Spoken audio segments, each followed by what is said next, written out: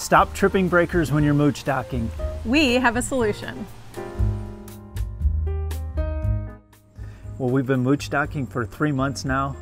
Before we go any farther, mooch docking is when you stay at a friend or family's property for free. If you follow our journey closely, you know that we're back in our hometown due to our son's cancer diagnosis. And we know we left you hanging and we have not updated about that. And we will get into that in a little bit. So back to mooch docking.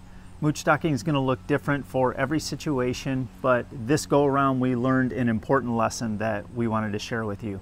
Our current situation looks like this. We are plugged into power, but we have no running water in our RV, and we can't use our black or our gray tanks because we have no way to empty them. So we've stayed in our driveway before, but it's never been for this long. No, and we've fallen into a really good routine, and it's really nice because she's so wonderful and so easygoing. So we haven't even really had to talk about it. She loves her quiet mornings in the house. I love the quiet mornings in the RV, so things don't start moving as far as doing dishes and that kind of thing until mid-morning, early afternoon. So for dishes, we just use a dishpan like we do when we're boondocking, fill it with water, soapy water, and then put our dirty dishes in. That way we're not dealing with the dry, crusty dishes. We can take them in and do them pretty quickly. Yeah, and she also lets us shower and do laundry whenever we need to as well. So that part of the routine has been really nice. It's common courtesy when you're mooch docking to cover your expenses. So we are giving her money for water and electric because she's saving us so much money by not having to go to a campground, but also giving us the gift of being so close to our son. Yeah, and I also help with yard work and anything else around here that she needs done. So we are trying to be as much of a blessing to her as she is to us. We've shared a little bit on social media about the heat waves that have hit Michigan this summer. It's not abnormal, we're used to it, we used to live here. But when we're mooch docking in the driveway, we always seem to have some electrical issues here. Yeah, what happens is we're only plugged into 15 amps. So we're running a 50 amp rig on 15 amps, and that makes logical sense that you're going to have issues. So we trip the breaker and we'll have to come in here into the garage and reset it. So we don't want to wake our friend up. It's happened at 3 in the morning. It's happened at 11 at night. It happens at random times. Usually what happens is if we're just running the AC, we're fine. But if we have to run anything else, it could be a hair dryer, could be a coffee pot. We distill our own water. All of those things pull a lot of energy, a lot of juice. And just can't do that when you're mooch docking. Not on 15 amps. So that brings us to the soft startup. Now, we started using the soft startup, which we love because it's plug and play.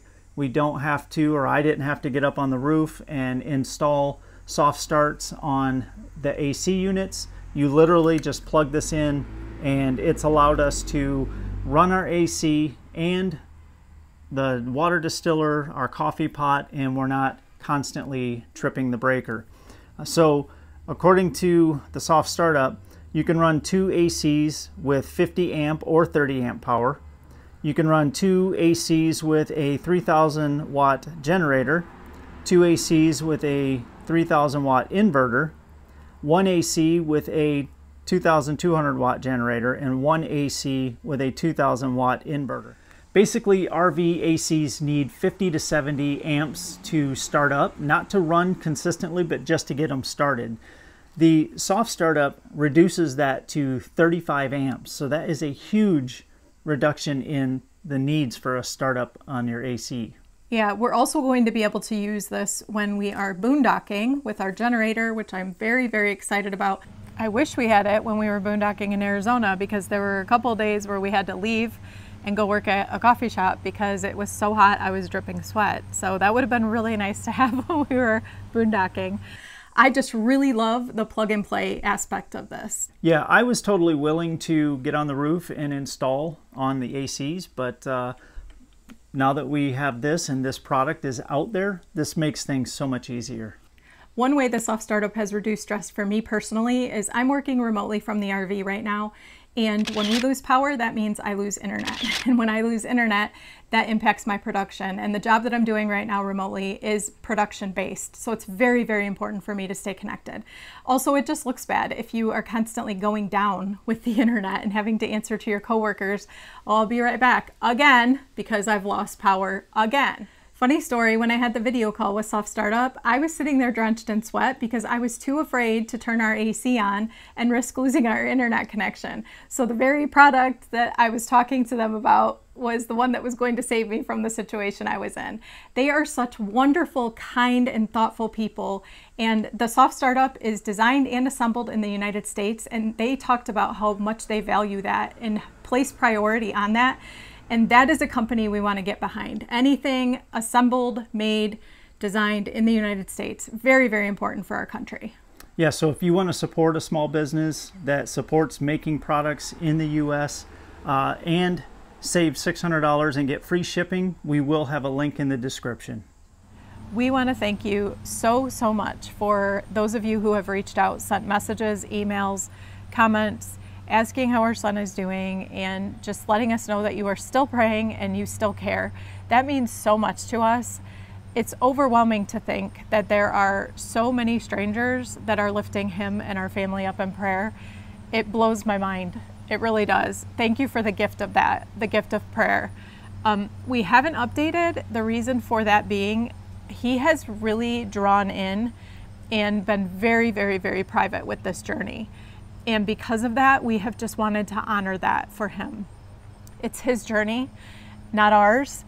And so we just haven't been able to provide updates as far as that goes. What we can say is that he has made it through the treatments and has finished his cycles of chemotherapy. And so that is done. And now he will be having, when you're watching this, the scans will be coming up very, very soon, the full body scans and results of what the treatment has accomplished. So as you can imagine, there's some anxiety building as far as that goes.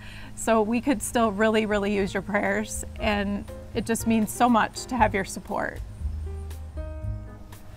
Now get out there and wander.